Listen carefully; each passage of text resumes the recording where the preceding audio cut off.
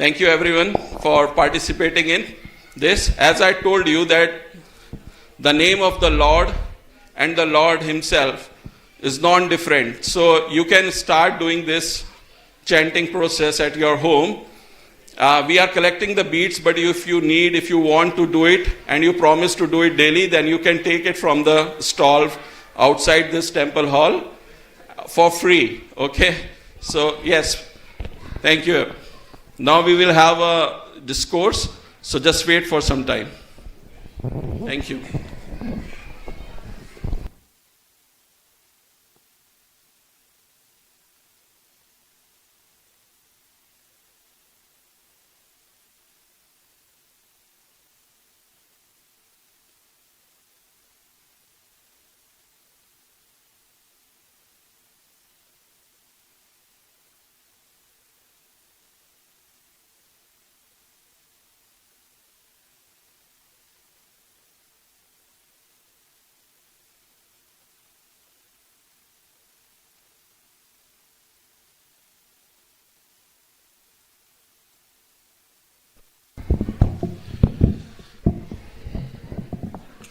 Hare Krishna.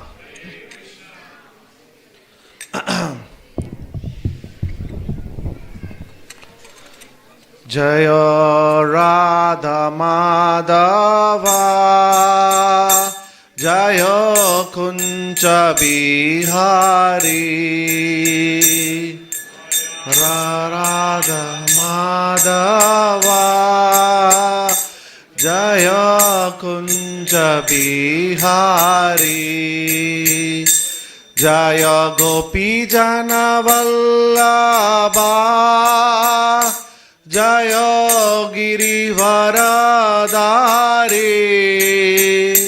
Jaya Girivaradari. Jaya Gopi Jana Vallabha,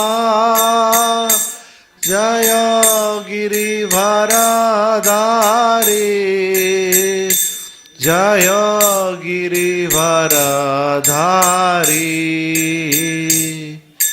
Yashodanandana Braja Jana Ranjana,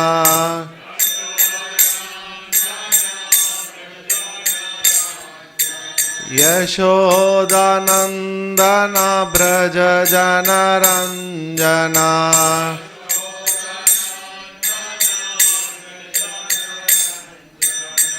Yamuna Tira Vanachari,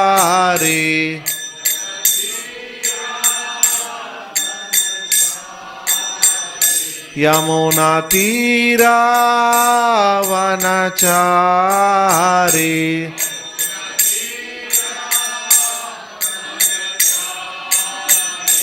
Jaya Radha Madhava, Jaya Kunja Bihari.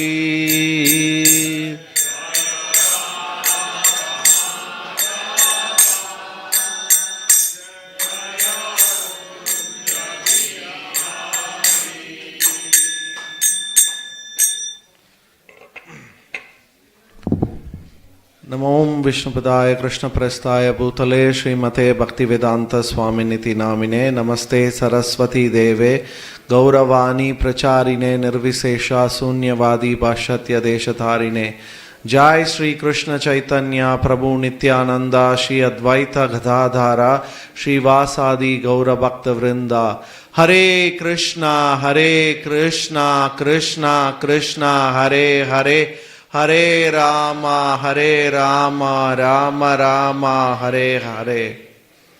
Hare Krishna. So today the topic that been given is very interesting. We're actually going to talk about our Radha Gopinath, the Vigraha of Sydney.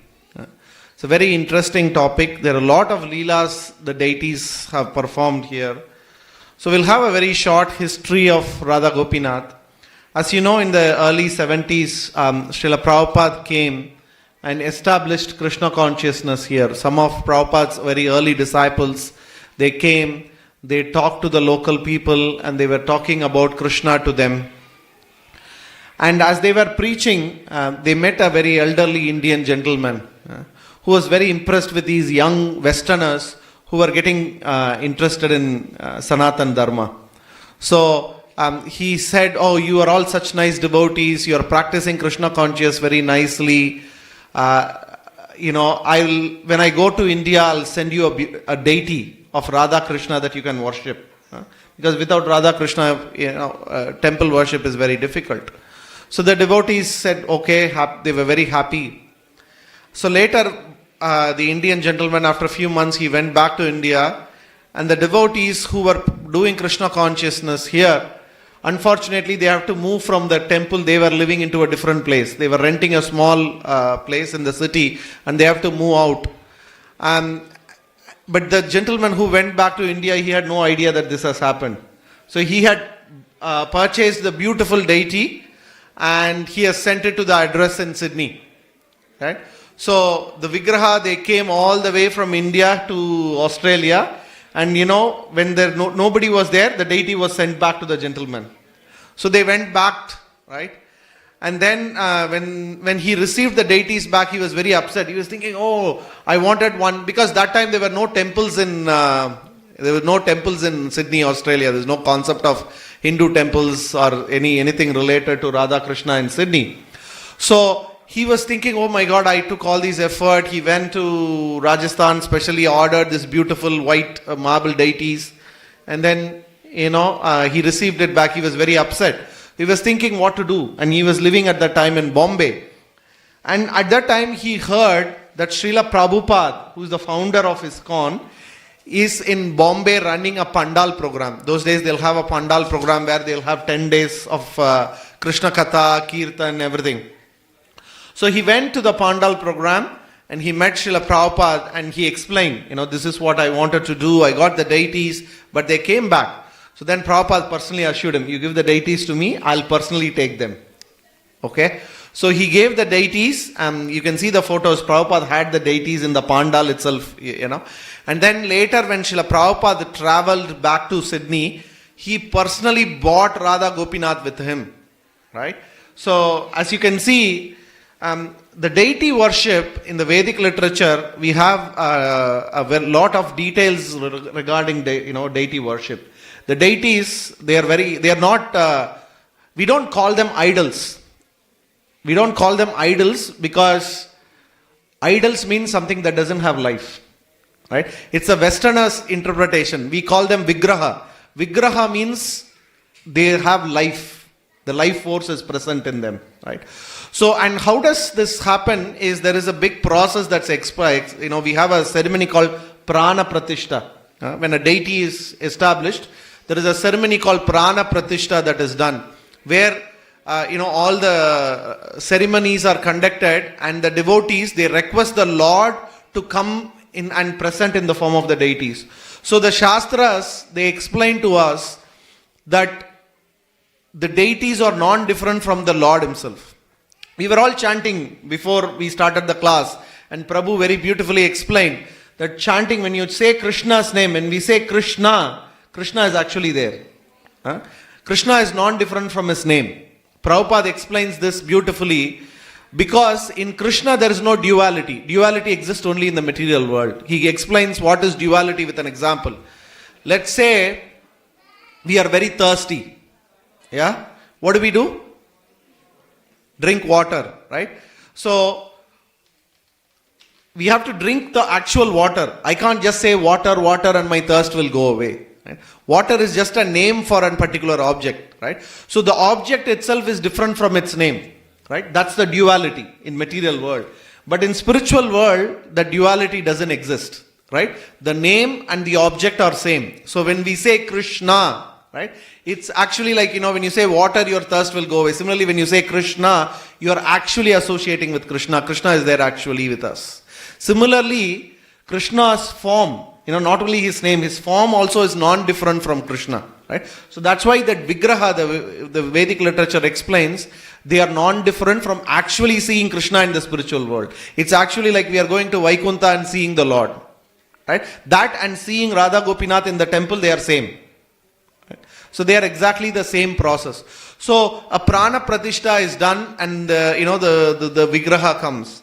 Now Krishna doesn't come for everybody. There's a special process. He doesn't come for everybody. It's like, if you want to meet the Prime Minister, it's not that you can call him and say, hey, come to my house, right? There is a process. You need to have some qualification, has to have a purpose and everything. So Krishna doesn't come so easily, right? Krishna comes only specifically for devotees, right? Krishna cannot be controlled because he controls everything. The whole universe comes from him, right? All the multiple universes come from Krishna. So for Krishna to be present, there has to be something special, and that special is the love the devotee has, right? So only when there is a devotee, the Lord actually comes there. So that we can see that when that Vigraha was sent, they were not ready to be here. They went back so that they can come with Srila Prabhupada. Right? So they went back all the way to India, and then they later came with Srila Prabhupada. Right? So Srila Prabhupada, when he came next time, there is, when you go outside in the foyer, you will see the photos, collage of, and you will see how Prabhupada bought him. There is a Volkswagen van where Prabhupada bought, and with Radharani, and Prabhupada holding Radharani, and one other disciple of Srila Prabhupada holding Gopinath. So, Prabhupada brought, and then there is a very interesting story. When Prabhupada brought Radha Krishna to the temple, he saw all the devotees, but he also did all the ceremony, established prana pratishtha for Radha Gopinath. But one thing he observed is most of the devotees who were there, they were all Westerners. They come from a very different culture, background. They didn't have an idea on how to worship the deity, because worshipping a deity is very technical. There are a lot of processes that are there, to worship a deity. Starting from morning 4 o'clock, the worship goes until night 10 o'clock.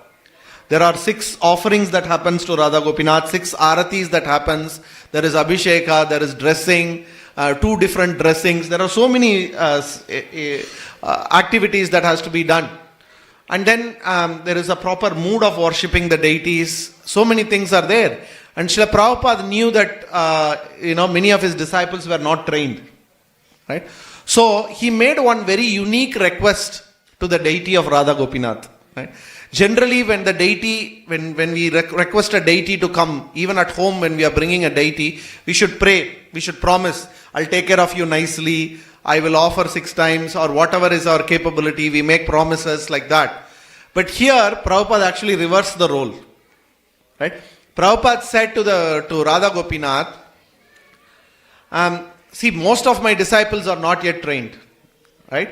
So instead of them taking care of you, you please take care of them. So he kind of reversed the role. And Krishna is such that, Krishna is so wonderful that whatever the devotee asks, Krishna will do. Right? Krishna is controlled only by devotees. We see that in the pastime of Yashoda Maya, right? In that song that we sing during Damodar month, the Satyavrata Muni is wondering, how did Yashoda tie you? Right? The whole universe is inside your tummy. How can somebody tie the whole universe? Right? And everybody is scared of Krishna. Even death is scared of Krishna, and Krishna is running away from Mother Yashoda, a simple cowherd housewife. Why? Because of her love for Krishna. Similarly, Srila Prabhupada's devotion was so strong that, Gopinath accepted.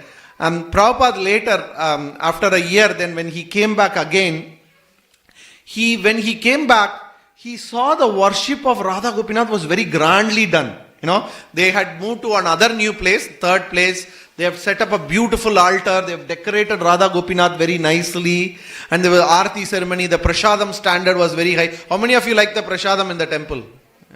We are very high. ISKCON is famous for our Prashadam, right? So, Prabhupada saw all of this, and he could understand that the deity has fulfilled the, request Srila Prabhupada has made previous year. That the deity has given intelligence to the devotees how to take care of, how to worship, how to advance in Krishna consciousness, how to advance in bhakti nicely. Right? So, one thing that we, typically what we do is that is in the traditional Indian culture, we go to the temple, we stand in front of the deity, we ask for something and we come away. Right? But actually, that's not real deity worship. The reason is when we understand the reason for the deity, we understand that they are persons. There is a reciprocation with them. You can have a reciprocation with the deities. There is a relationship with the deities. That's why I said they are a living force. Right? Deities are living. That's why we say prana pratishta. Prana means life. Right? There is a life force. And Krishna is the origin of all the life force. Gopinath is the origin of all the life force. So when we come to the temple, when we come there is always a reciprocation. Okay? There is always a reciprocation. And that reciprocation will happen immediately. It's not that you have to be advanced in a great devotee to have a reciprocation with the deity. The deity is ready to reciprocate with us as long as we are ready to accept and create a relationship with them. Right? It's like any normal common relationship in the material world. Right? That's why you see in Indian tradition, when we come to the temple, we don't come empty-handed. Because if you go to somebody's house, right? If somebody invites you, you take a gift when you go. Similarly, when you come here, the idea is it is not that Radha Gopinath is just a idol or a stone that is there that's been kept and everybody is worshipping. No. It's Sakshat Krishna is here, Sakshat Radharani is present here. So that means when we come, it doesn't have to be big thing. Right? We can bring very small things, right? When the gift, the money doesn't matter. Right? What matters is the mood, the acceptance. Yes, the deity is really there. They are there, so I'm here to, connect to them. Right? So, it could be a simple fruit. Krishna is saying, Patram pushpam phalam toyam yome bhaktya pranashyati. Give with love a leaf, a flower, a fruit or a water. Right? It's very simple. Anybody can bring this. Right? Even a kid can, pluck a flower on the way and, bring it for Radha Gopinath. Right? We see that. So it's a very, very simple process. Bhakti is a simple process. Doesn't mean that, I'll only, on the way, steal one flower and bring it. Right? That it doesn't work that way. If a relationship means it's based on, how we show appreciation. Because again, because there is the other part also in the Vedic culture. Vedic culture also includes, using all our capabilities in the service of the deity. Right? When we come to the temple, somebody may be very rich, they may give money. Somebody may be very good in cooking, so they may go back and do some cooking service. Somebody may have some other, they may be very artistic, they may do some decoration and things like that. There are multiple ways we can contribute into service. But then, for that to happen, first we need to establish the relationship with the deity. Right? So that relationship, when we establish that relationship with Krishna, then it is that relationship becomes real, and then that's when our real Krishna conscious or Bhakti Yoga starts. Right? Why does Krishna come in the form of deity? Because he can understand that we can't see him in this spiritual form. We don't have the spiritual eyes. Somebody challenged Prabhupada, can you show God? No. Prabhupada said, you are a rascal. Do you have the eyes to see God? Right? For example, leave alone seeing God. We can't even see a microbe. If you want to see a microbe, you need to have a microscope. What is the capability of my eye? So everything needs a qualification. So Srila Prabhupada said, yes, you can see God. Prabhupada said, you can definitely see God if you qualify yourself. Right? If you want to see the Prime Minister, you have to go, have certain qualification. You can't just go knock on the door and say, hello, Mr. Morrison, can you please, you have to have some qualification, some reason why you are going there. Similarly, when we want to see God, there has to be some real qualification, and that qualification is Bhakti, or the love that we have for Krishna. Right? And that love can be expressed in various ways. That's what I was saying. Somebody can express it. It could be a simple flower, or somebody can build a big temple also. It doesn't matter. Right? Whatever is our capability. There are people who have built huge temples for Krishna. Right?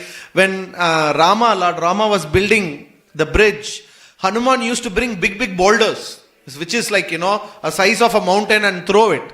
And there was a small squirrel which used to just throw a little bit, particles of dust. And Rama accepted both of them equally. Right? Because both were doing out of love. But the point is what is the love that we are expressing? Right? And the problem is in material world, it is very difficult to understand and apply the concept of love. Because by nature, we are born with selfishness. By nature, we have this self-reservation. By nature, we have this strong ego. Every one of us think we are the center of the universe. Isn't it? Right? Everything revolves around us. That's how we are built. Right? So, the concept of unconditional love is very difficult. So then, that is where then the Shastra says, oh, you don't have unconditional love for the Lord, you follow certain rules and regulations. Discipline yourself. When you discipline yourself, what happens is you purify yourself. As the purification happens, the love will automatically come in the heart. Right?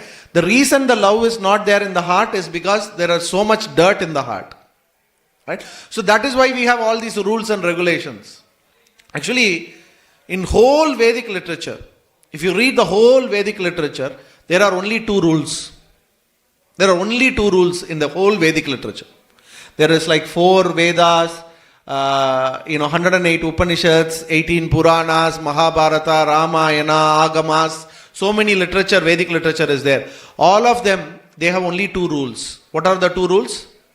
Always remember Krishna and don't forget Krishna. What is this, Prabhu? Both are same. Why are you saying it too? Because the idea, the understanding, always remember Krishna, what it means is do everything that will help you to remember Krishna. Right? For example, coming to the temple. When we come to the temple, it is easy to remember Krishna. Right? When you chant Krishna's name, you can remember Krishna. So the rules is do everything that will help you to remember Krishna. And what is the other side? Don't forget Krishna. What does that mean? Stop doing activities that will take you away from Krishna. Anything that makes you forget Krishna, stop doing it. Anything that helps you to remember Krishna. So every rules and regulations is based on this. If you take the Vedic literature again, if you go to the basic, what we call as the pillars of our religion, of Sanatan Dharma. If we take our Dharma, and if we take the 4 important pillars of Dharma, there is tapasya, which is austerity. Then there is, charity, giving in charity, right?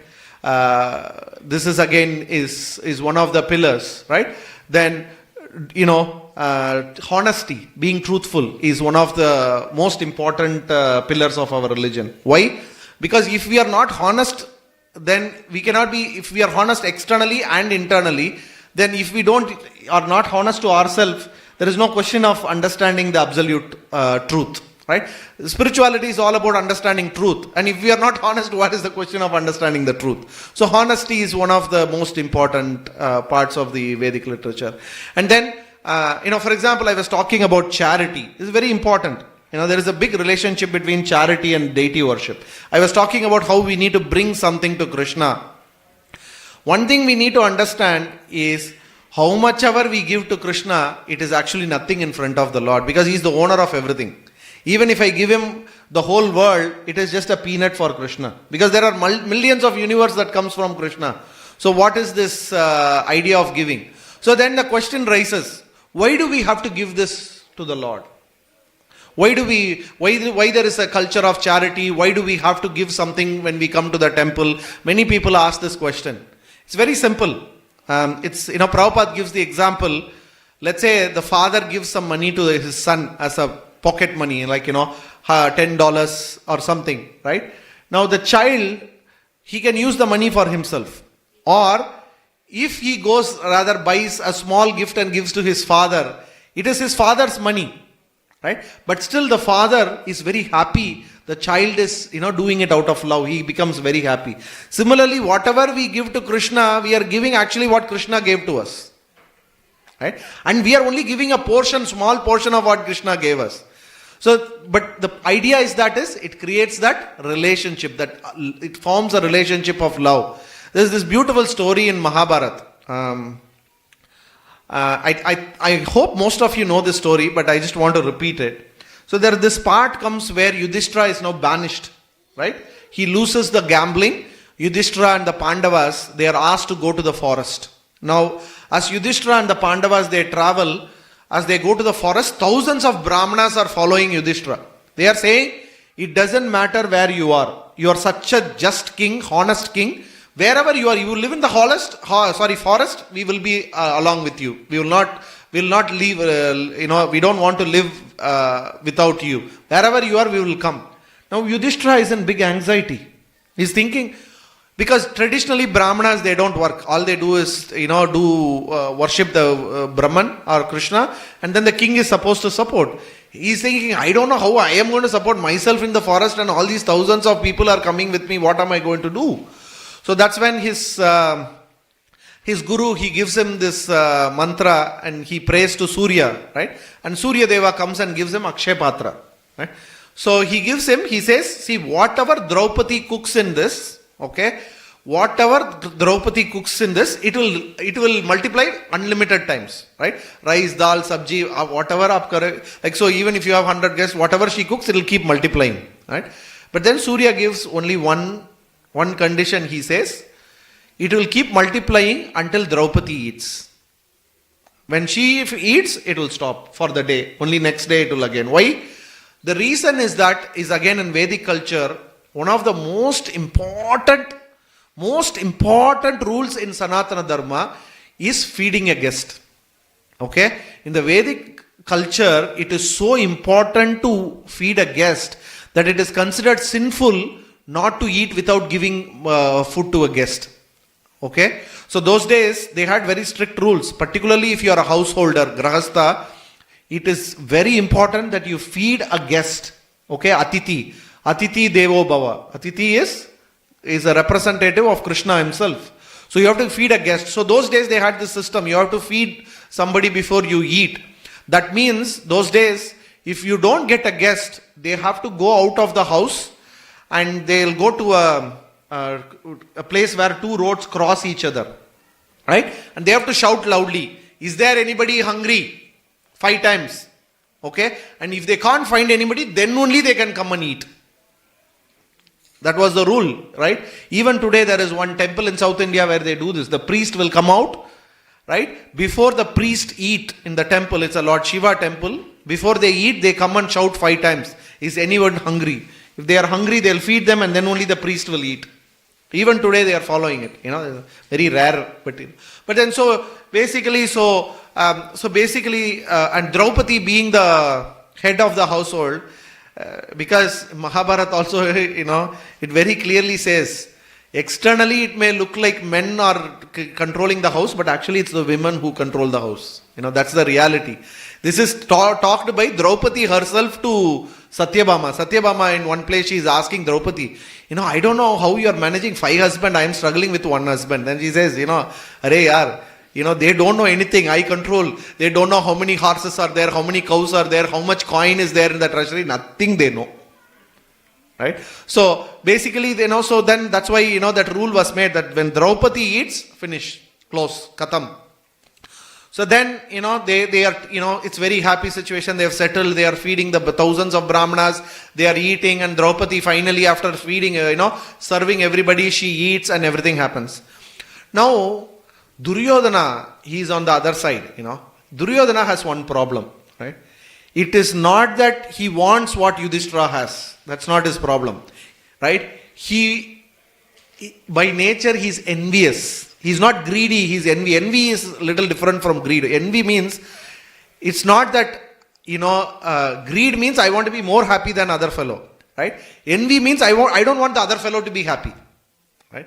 It doesn't matter what I have. He has 1 car, I want 2 cars, right? That's greediness. Envy means he should not even have that 1 car. Why is he having that 1 car? Why is he happy? So the same thing, Duryodhana was always like that.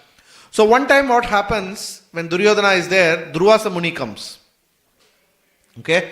Durvasa Muni comes and, now taking care of Durvasa Muni is very, very, very, very difficult. Okay? He's one of those rishis who will test your patience to the extreme. Right? He will do all atrocious things, even though he's a guest. He will not, today and all, if we have a guest like this, we will run away or we will throw them out. But he was, those days, Atiti Seva was so great. He will test whether this guy is really taking care of the guest nice. It's not that he was crazy or anything, but it is just, as a rishi, it is his responsibility. So he will suddenly come, he will ask to prepare a big feast. They would have prepared, he will go eat somewhere and come. How will you feel? You have cooked like 20 dishes and then say, I don't want this, I have already eaten. And then suddenly in the night 11 o'clock he will wake up and say, I'm very hungry, prepare a big feast for me. Right? So he'll do all these things, and Duryodhana, surprisingly, he took care of Durvasa Muni so nicely that Durvasa Muni couldn't find any fault in Duryodhana. Okay? Because Duryodhana had an ulterior motive. Okay, what is the motive? So when everything was done, Durvasa Muni was very happy. He said, I am very happy with the way you served me, Duryodhana. You ask me whatever boon you want, I can give. He could have asked so many boons. Durvasa Muni is a partial incarnation of Lord Shiva. He could have given any boon. But this guy being an envious rascal, this is how he thinks. He says, it's already afternoon time. Okay. So he says, why don't you take your 10,000 disciples and go to my brother Yudhishthira's house and have lunch there. That's the only thing. Because you have given so much mercy to me, I want my brother also to get the same mercy. Okay. So you please go. Because he knows Draupadi would have already finished eating, and they will not have enough food to take care of 10,000 people. Durvasa Muni had 10,000 disciples. So Durvasa Muni said, okay, I'll do it. And then he goes. And then, he goes to Yudhishthira, and he goes to Yudhishthira and say, I've come here for lunch. Yudhishthira says, okay, Swami. And he says, I'll go take bath and come with my disciples. So they all go. Now Yudhishthira is in big anxiety. He calls Draupadi and say, can you please use the Akshaya Patra? She says, what can I do? I have already eaten and I washed the vessel. I don't think so. There is anything left. I don't know. Big anxiety. Everybody is in big anxiety. And as she is in big anxiety, Draupadi immediately calls Krishna. She calls Krishna, please come. And now Krishna, as I said, he is completely under the control of his devotees. Right? So Krishna immediately comes there. As soon as he comes there, and then everybody is in anxiety. They are all asking Krishna, how are you, everything. And Krishna, now instead of asking them how you are, what it is and everything, he goes to Draupadi and says, Draupadi, I am very hungry, feed me. She becomes much more miserable. Right? Already she is in very big misery because she can't feed all the Durvasa Muni and his 10,000 disciples. Now in addition, Krishna also comes and says, I am hungry, feed me. Okay. Draupadi says, I don't know what to do, Krishna. This is my situation. You are adding to my problem. I called you to solve the problem. Now the problem has multiplied. So Krishna says, no, there should be something in there, you bring it. Right? So she goes and brings the Akshaya Patra. There is only one little half a grain left of what she has cooked. Half a grain is left. So then Krishna says, just give me that. Okay? Now give me that. And then, so then he takes that and eats it. And he says, I am very satisfied with this. The moment he says that, Durvasa Muni and all his 10,000 disciples, they are all taking bath. Suddenly they feel extremely heavy. They feel so heavy that they think that not even a drop of water can go inside them. They are feeling so heavy. Right? And everybody is looking each other's face. And then the disciples, they very slowly come to Durvasa Muni and says, Maharaj, we don't know what happened. We are feeling full. I don't think so I can eat anymore. Durvasa Muni says, you also? My situation is also same. I am also feeling so full. Now they are all thinking what to do. Now Durvasa Muni, now he becomes scared because he knows Yudhishthira is a very powerful person. Because he has he is such a honest and such a great devotee. So he says, let's not go to Yudhishthira's house, because if we go and don't eat there, it's very disrespectful. Okay, Draupadi will curse us. And if Draupadi curses, we are all gone case. Even Durvasa is, very scared of Draupadi. So then they say, let's run away from here. So they all run away from there. But the point is the point of the reason that I said the story is that we may think that we are actually doing big thing for Krishna. Right? But actually, there are two things. We can only give half a grain. That's our capacity. Right? But when Krishna accepts it, he gives thousands of times. Right? So the devotee very beautifully said, when Krishna gives, when we give to Krishna, even if we give little, Krishna will accept with 10 hands. Okay? But when Krishna gives, even if we have 10 hands, we cannot take, he'll give so much. That's how Krishna works. So actually it's not that, when I come to the temple, I'm bringing fruits, or I'm doing a very simple service, I'm bringing, an Aarti Thali, or, the deity worship seva, we do $1 a day, right? This may look very simple, but when Krishna accepts it, if we do it with love, Krishna accepts it with so much heart, and he takes away so much negative things from us. How many of you know the meaning of the word Hari? Hari, right? Hari means he takes away. What he takes away? He takes away all our suffering. That's the meaning of the word Hari. Hari means he takes away all our suffering. So we may think, I am actually giving, $1 million, but that's like a half a grain for, Gopinath. Right? He owns the whole universe. Everything is belong to him. Right? So, whatever we give, actually, it's very important. First, we should give. It's a habit of giving and serving others is very important. Right? Charity, without charity, if somebody lives without sharing his wealth with others, he is not even considered human in Vedic literature. It's a very harsh, actually, reality. Particularly if you read Manu Samhita, it's very hard. Manu Samhita says, actually, we can use only 1/6 of what we earn for ourselves. It says 1/6 is for the guest, 1/6 is for the, for spiritual services, 1/6 is paid as a tax to the king.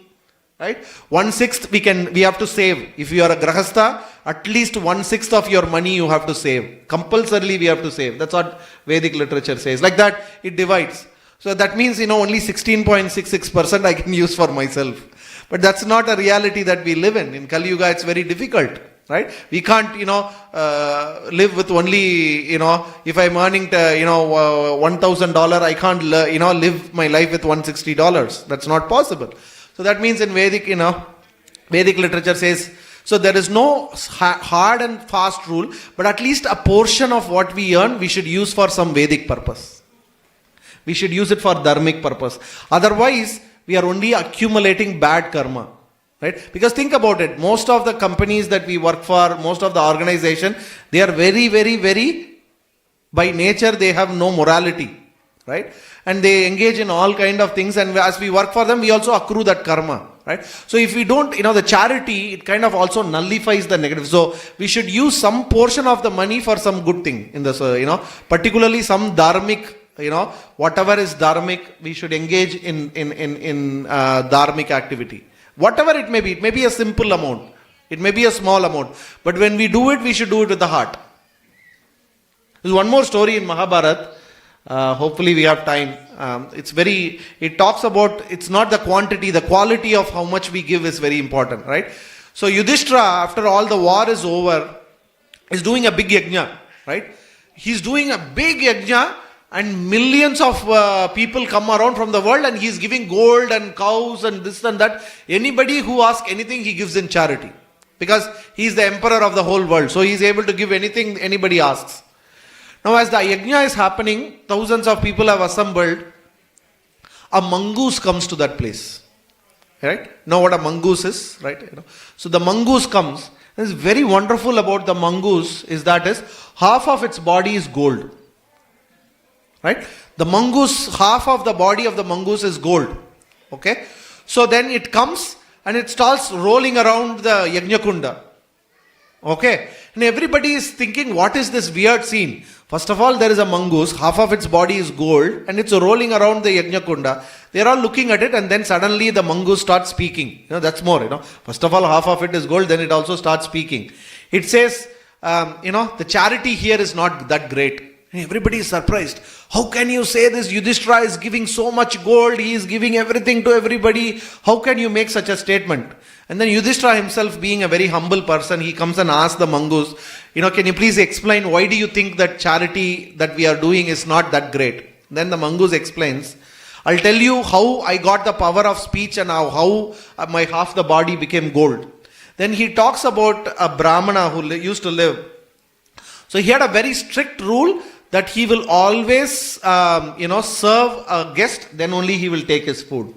So, and those days, this Brahmana used to live by begging, so they'll go house by house, whatever they get that day, they'll bring back home, they'll cook that grains, and that's what they will eat. So this Brahmana had a wife, a son, a daughter-in-law and a daughter. 5 of them were living together. So once what happened, for continuously a week or two, he did not get anything. Right? So they were hungry for more than a week. They were in a very serious situation. They were almost, dying out of hunger. So the Brahmana, that day he went. Luckily, he got a pot full of corn flour. So brought it back home. They baked the corn flour and they were about to eat. As they were about to eat, a guest comes. Okay, and as soon as the guest comes, the Brahmana invites him, washes his feet, gives him a place to sit. So whatever they got, initially they have divided into 5 parts. Now they divide it into 6 parts and they give it to the guest. Right? So the guest eats, right? But he is not fully satisfied. So what the Brahmana does, he gives his portion so that the guest will be satisfied. Still, the guest is not satisfied. He is still looking for more. So the wife also gives. Okay? The son also gives. The daughter-in-law also gives. And finally the small boy or the daughter also gives. And all of them give their portion. And that's when the guest is satisfied. Right? Now these people, because they have not eaten for so many days, they are almost about to die. And that's when, the guest reveals that he is Indra himself. And they all, take them in a beautiful aeroplane. They all go back home. Now the mongoose says, see, I used to be a common mongoose, and when this happened, I was in their house, and when they had given that corn flour to the Brahmana, to the guest who had come to the house, a drop of it had fallen on the ground. Okay? And by chance, I rolled over that little bit of portion that has fallen down. Right? That Brahmana's charity was so great that as soon as that touched my body, that grain of corn flour touched my body, half of my body became gold and I got this power to speak. So he says that's charity. Right? That is being really selfless. That is because the Brahmana, even though he knew that he is going to die, still he kept his ideal of charity higher. So he says, you are giving gold, no doubt about it. But what you are giving is not that great because, you may have $1 million and you are giving $100,000. Right? But whatever the Brahmana had, he gave completely. And because of that, his grain of, that corn flour is higher than all the millions of gold coin that you are giving in charity. He explains this to Yudhishthira. And he says, from that time on, I go to every place where the charity is happening and I try to roll around and see whether the other half of my body is turning gold. That's the test I keep to see whether the charity is done with full heart or not. Right? So the point is not that we should starve ourselves to death. It's not that, Prabhu, it's not practical. Yes, it's not practical. But I'm just saying somebody had a very high ideal. Charity, when we give, it has to be from the heart. It has to be done with full heart. It has to be done to full capacity. It has to be done. Charity is not something we are doing something nice for others. In Vedic literature, charity is not a service. Charity is a privilege. Understand this. It's a very big concept. It's in Western concept, charity is something that you are doing nice. But in Vedic culture, charity means when you are giving charity, that's actually a privilege. You are getting an opportunity to serve. When we come to the temple, we may think, that Prabhu is standing outside, he is asking for $1 a day. He is not asking for your service. He is giving us an opportunity to serve the Lord. That's how we should understand. That's how the Vedic culture is always. The mood of the Vedic culture is that we do it with the idea that I am doing this. And that's why we worship the guest. Why do we worship the guest? Right? Why we worship? Because he is giving an opportunity for us to serve. Right? So the opportunity to serve, the opportunity to give is considered. That's why we built so many temples. Why were so many temples built around India? Right? People ask, why do you keep on building temples? Because we want to create places where people can come, can take association, can hear about Krishna and also have an opportunity to serve. Right? This is not just a place where you come, you see, and then you go. Bhagavatam says if we do that, it's actually it's a pilgrimage of crows. crows. Crows come together, they eat only nasty stuff, isn't it? So when we come to the temple, we should have a very, very clear idea that I am here to do service. Whatever it may be. When we come to the temple, our mood should be what I can do for the deity. I have come in front of Radha Gopinath. I have come here in front of the Lord. What can I do for the Lord? What seva I can do? It could be anything. It could be, giving money. It could be, cooking. It could be bringing a few fruits. It could be bringing a bag of rice or a pot of milk. Whatever it could be. Or, you come here, help clean this place. Go back and help do some service in the kitchen. Whatever we can. So when we come here, the mood should be, I am here to do some service. Right? And don't think when you are doing service, the mood should be, I am not doing something great, I am allowed to do something great. This is a privilege I have been handed over. Radha Gopinath has, there is no need for Radha and Krishna to come here and accept, right? If you see the way they are worshipped, there are millions of Lakshmis. Even Lakshmi is massaging the lotus feet of Vishnu. Who, Lakshmi Devi, she is the master of all riches. So Krishna doesn't need our $1. Right? So that means Krishna is allowing us to do the service. Krishna is being merciful to us. Because these are all ways that Krishna is allowing us to connect to Him. Right? Not just money. In any seva or any love that we do, buying, serving prasadam to the devotees who come there, talking about Krishna to others. Right? We are all sitting here, somebody is talking, somebody is listening. All of us are being given the opportunity to. So it's not that just because I am sitting here and talking doesn't mean I am great. Right? We are all in the same platform. Somebody is allowed to hear, somebody is allowed to talk. Both is Krishna's mercy. So we should understand. So when we come to the temple, that should be our mood. We should have that mood of gratitude. This is a wonderful place to come. Wonderful place to, get out. Because we go out in the material world, it's a rat race. Everybody wants to become the boss of the boss of the boss. That's what material world is, isn't it? But when we come to the temple, we should become das of the das of the das. Right? That means we should become the servant of the servant. That's what Mahaprabhu says.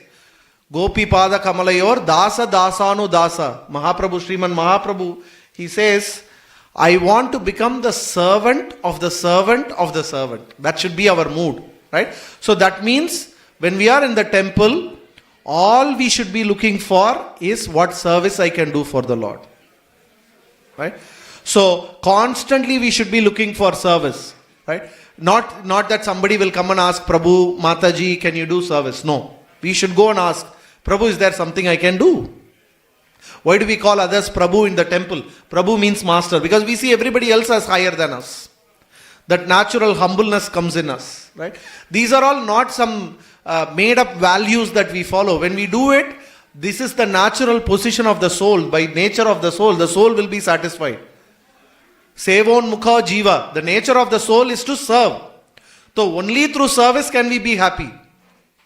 Otherwise, whatever riches we have, I'm not saying there is no happiness in the material world, right? But the happiness is very temporary. I've given this example. I'll repeat this one example. So once me and another devotee, we traveled to one of the European countries to buy marble. Europe is very famous for marble. I don't know how many of you know. So we were building a temple, so we wanted a particular type of marble. So we went to this country and we met this person who owns the quarry of marble. You can think how rich he should be. He owns a full quarry of marble, very rich fellow. So we were, he was taking in his car, it was a big car, Mercedes S-Class Benz car. He was driving us, and he was experiencing, he was sharing his experience. He said, listen, I come from a very normal middle class family. I'm not from a very rich family or anything. But I always had this idea that I should buy this Mercedes Benz car, S-Class. This was my goal in my life. So after I finished my graduation, after I graduated, I went straight into business and I put so much hard work. He said, I worked 18 years without any break. No Sunday, no Saturday, no Sunday, no festival, nothing, no break. He said, I took no vacation. I worked straight 18 years without any break in my life. And I became very rich. I became very rich and I bought this car. Okay? And when I bought this car, and it was, and I sat on this car, and how the European roads are very nice and everything. He said, it was all leather, this thing, everything, wonderful car. Driving it, I felt like, it's like I'm flying. Wonderful experience. He said, that's one of the most wonderful experience. But then he said, I had that feeling for only 1 week. After a week, I felt no difference between this car and my previous car. Right? So the idea is, we don't say there is no happiness in the world, but we say that happiness is temporary. It's fleeting. It's there only on a momentary basis. It is there for a moment and then it goes away. That's the nature of material happiness. Whereas when we engage in service to Krishna, right? When we engage, do service to the Lord, when we engage in service to everybody, to the devotees, it really satisfies the soul, and that happiness remains with her forever. Because Atma is on the eternal platform. So anything that is done on the Atma platform, it remains with us forever. Krishna says, whatever we do in the spiritual platform, it remains with us forever. He gives that, he tells us. And he says, there is no loss or diminution in this service. So it is very important for us to understand this concept. That's why we are talking about the deity. As I said, generally it is the responsibility of the devotees to take care of the deity. But in Sydney, we have wonderful where Prabhupada has requested the deities to take care of the devotees. So even today, it is actually Radha Gopinath who is taking care of us.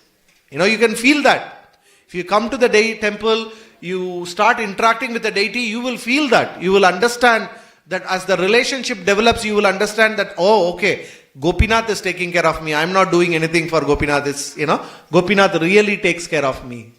Right? But we need to develop that relationship. So for that, we need to find out opportunities to serve. It could be anything, as I said, it could be anything. Any way, but we should find that opportunity to serve. There are many opportunities that we have that we can use to serve. Right? The devotees have, you can go and give your name as a volunteer. You can become a volunteer and, do volunteer service in the temple.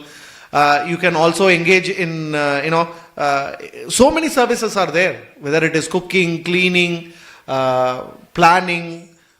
So many services, because to run a temple of this size is not easy. Right? We are always constantly looking out for volunteers. Right? And the same way, right? We go out and serve prasadam to people. There's Food for Life program. So there are so many things that we do. So we should engage ourselves in service. We should constantly look for opportunities to serve. So that is very important for us to understand. Temple is a place where this opportunity is given to us, right? Because at home, we are serving only ourselves. Isn't it? We cook for ourselves or we cook for our family. We take care of things for ourselves. But when we come to a common place, here, when we come in front of the deities, we are given opportunity to serve the Lordship and also the devotees of the Lordship. Right? So this is a wonderful place for us to do that. So as devotees, we should constantly endeavor when we come to the temple to look out for opportunities. And as I said again, whether we do charity, whether we engage, it could be money, it could be service, it could be skill, whatever it is, whatever capacity we have, to the highest level, we should engage it in the service of the Lord. And we won't lose anything. Draupadi did not lose anything by giving half a grain. She gained millions of grains back. Similarly, by serving Krishna, by giving to Krishna, we may give with one hand, but when Krishna gives, he will give even with 10 hands, we can't take it. Right? So it is very, very important for us to keep this concept in the mind. Right? Approach the temple in the right mood. When we come to the temple, our mood should be very clear. What is the purpose? Even before we enter the temple, or even before, as we are traveling to the temple, we should have this mood. What is the idea? Why I am here? What is the purpose of me coming to the temple? Right? So it is very important for us to keep that mood properly when we come to the temple and engage in service. So that's very important for us to understand. As you As you know, we have a distinguished guest today in our temple. I request His Grace Krishna Prabhu to give a short introduction, and then we will proceed from there. Thank you all. Hare Krishna. Thank you very much. It's our good fortune to have Honorable Trent Zimmerman, MP for North Sydney. He has been instrumental